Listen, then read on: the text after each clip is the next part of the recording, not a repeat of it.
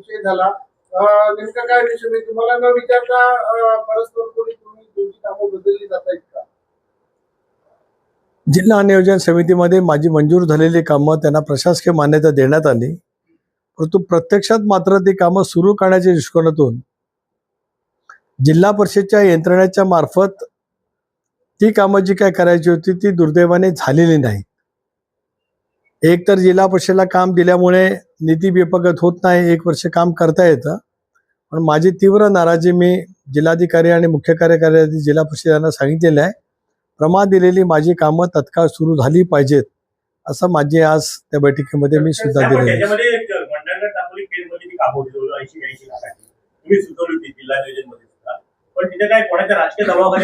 नाही, मला माहित नाही, मी काय त्याच्याबद्दल माझा आक्षेप काय कोणावरती नाही आहे.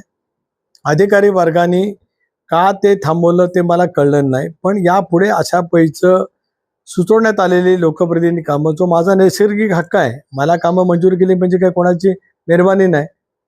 ते लोकसभा सदस्य म्हणून मला जिल्हा नियोजन मंडळ समितीचा सदस्य निमंत्रित आहे, त्याच्यातून ती कामं झालीच पाहिजेत. मुंबई गोवा हायवे मध्ये ज्या परशुराम घाटापासून बंद करण्यात आली आहे. नाही, मला माहित नाही. मला या जिल्ह्यामध्ये मोठ्या प्रमाणात कमी होतोय. गेल्या काही वर्षात पशुधनाचं पण प्रमाण कमी होतं.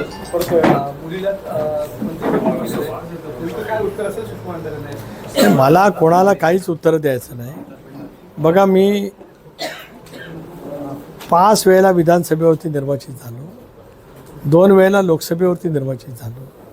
तर मी निर्वाचित झालेला, लोकांच्यातून निर्वाचित झालेला, डॉक्टर बाबासाहेब आंबेडकरांनी दिलेल्या संसदीय लोकशाही प्रणालीतून निर्वाचित झालेला मी आहे. आधी ती विधानसभेला निर्वाचित झाली आणि अनेकेसुद्धा निवडणुकीतूनच निर्वाचित झाला आहे.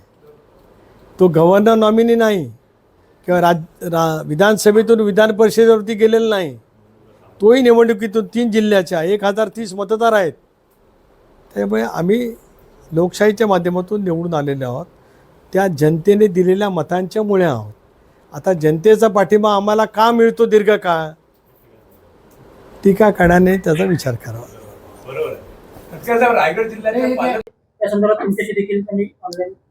त्या बैठकीमध्ये त्यांनी सांगितलं, कारण एक तर 10 दिवसापूर्वीच अजेंडा गेला होता. मला दाखवण्यात आलं की त्यांच्या स्वीय सहाय्यकाने अजेंडा स्वीकारलाय, पण पुन्हा त्यांनी त्याच्याबद्दल सांगितलं. म्हणून जिल्हाधिकाऱ्यांनी दिलगिरी व्यक्त केली. कदाचित अनावतपणाने राहिला असेल. नाही नाही, लिंक मिळालेली होती. 2 भाग आहेत.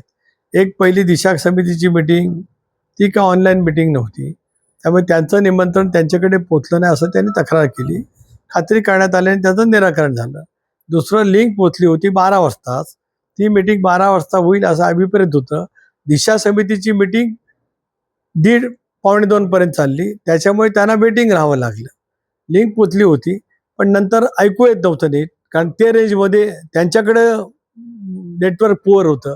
त्याच्यामुळे तो कमी 1-2-4 मिनिटासाठी कम्युनिकेशन थोडंसं राहिलं. आम्ही थांबलो. ते झाल्याच्यानंतर त्यांचं पूर्ण समाधान झाल्याच्यानंतर आम्ही मिटिंगचं कामकाज सुरू केलं.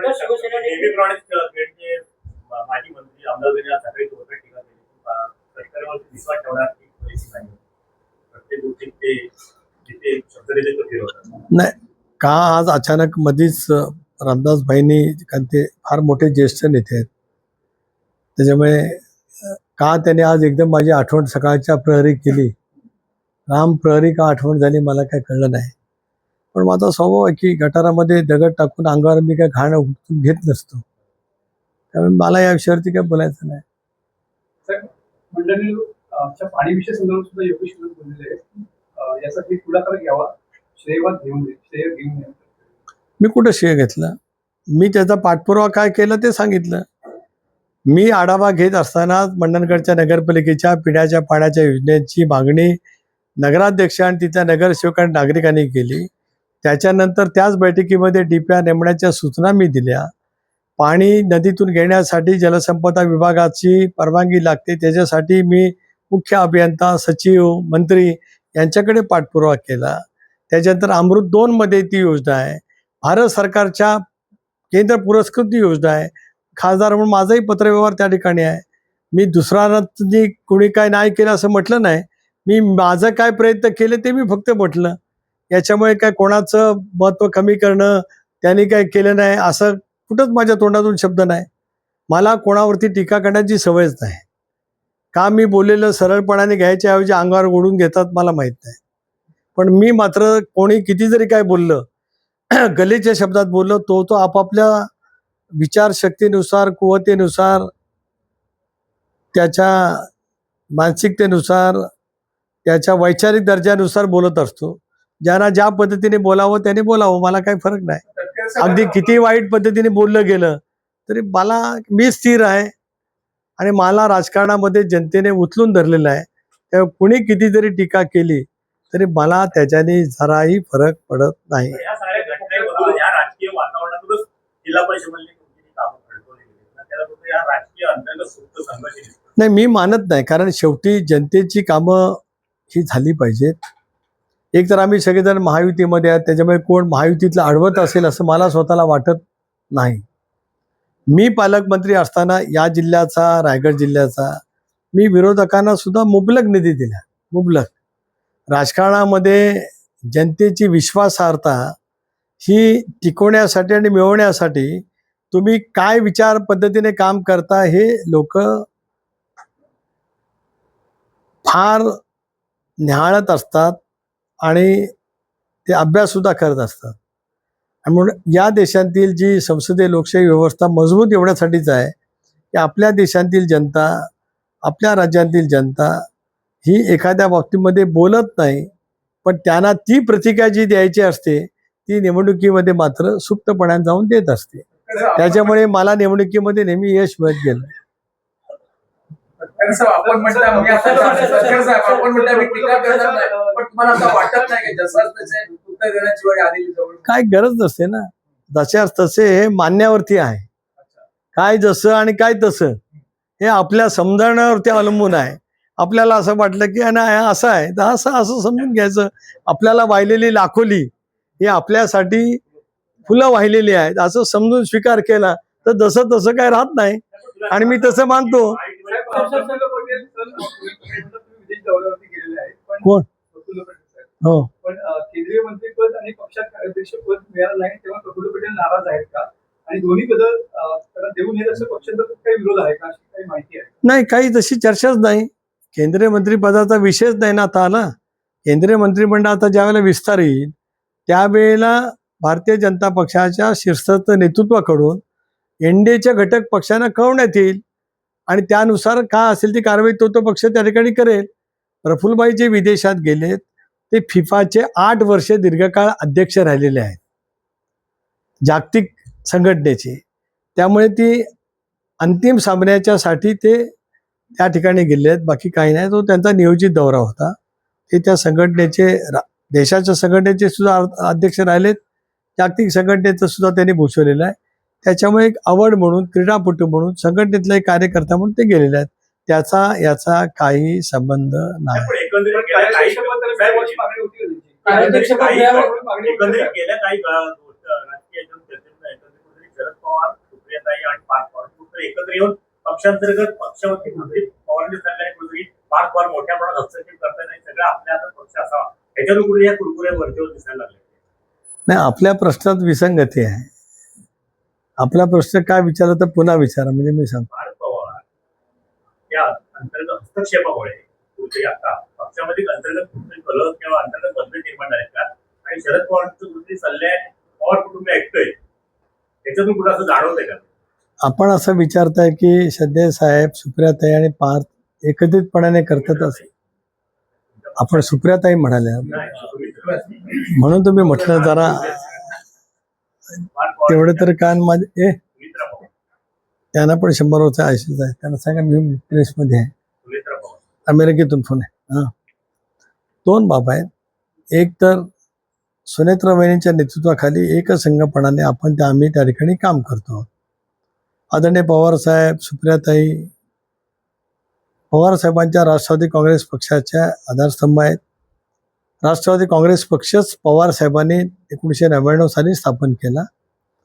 स्वर्गीय दादा असतील, मी असेन, आम्ही असंख्य आमची राजकीय कारकीर्दच पवारसाहेबांनी स्थापन केलेल्या राष्ट्रवादी काँग्रेस पक्षामध्ये घडली. मी रत्नागिरीचा पालकमंत्री केव्हा झालो तर काँग्रेस आणि राष्ट्रवादीचं सरकार आलं. पवार साहेबांनी मला राज्यमंत्री म्हणून काम करण्याची संधी दिली. त्याच्यामुळे मी रत्नागिरीचा पालकमंत्री झालो. त्याच्यामुळे पवार साहेबांच्याबद्दल अतिवादर आमच्या सर्वांच्या मनामध्ये आहे.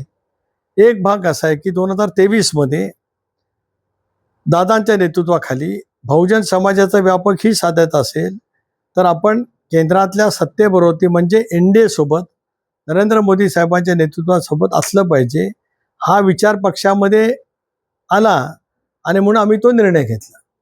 बरं, भारतीय जनता पक्षावरती जाण्याचा निर्णय पहिल्यांदाच होता का? तर नाही.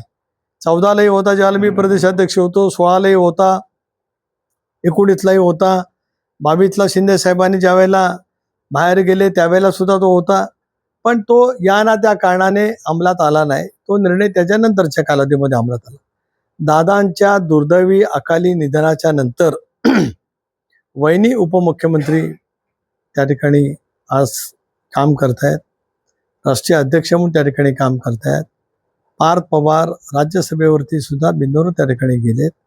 ह्या सगळ्या घडामोडी दादांच्या दुर्दैवी निधनाच्या नंतर झाल्या. त्या घडामोडी सुखकरपणाने पार पाडण्यासाठी दादांचा आयुष्यभराचा एक सहकारी म्हणून, प्रदेश राष्ट्रवादी काँग्रेसचा अध्यक्ष म्हणून मला जी जबाबदारी प्रामाणिकपणाने निभवायची होती ती मी निभावलेली आहे. त्यामुळे काही कोणाच्या मनात संदेह असण्याचं काही कारण नाही. एक भाग विलिनीकरणाची चर्चा दादा असताना निर्णयास्पद गेली होती का? तर गेली होती. अजून 15-20 दिवस काय घडलं नसतं तर कदाचित दादा असतानाच विलिनीकरण होऊ शकलं असतं. काय टप्पे ठरले होते काही नाही. प्रदेशाध्यक्ष म्हणून दादांचा जवळचा जीवाभावाचा सहकार्य म्हणून मला त्याने काही बाबी निश्चितपणाने सांगितल्या होत्या. पण दादांच्या अकाली निधनाने राजकीय समीकरण पूर्णपणाने बदललं. दादा असताना विलिनीकरण आणि दादा नसताना विलिनीकरण खूप मोठं त्याच्यात राजकीय अंतर आहे. आता विलिनीकरणाची चर्चा कुठेही नाही.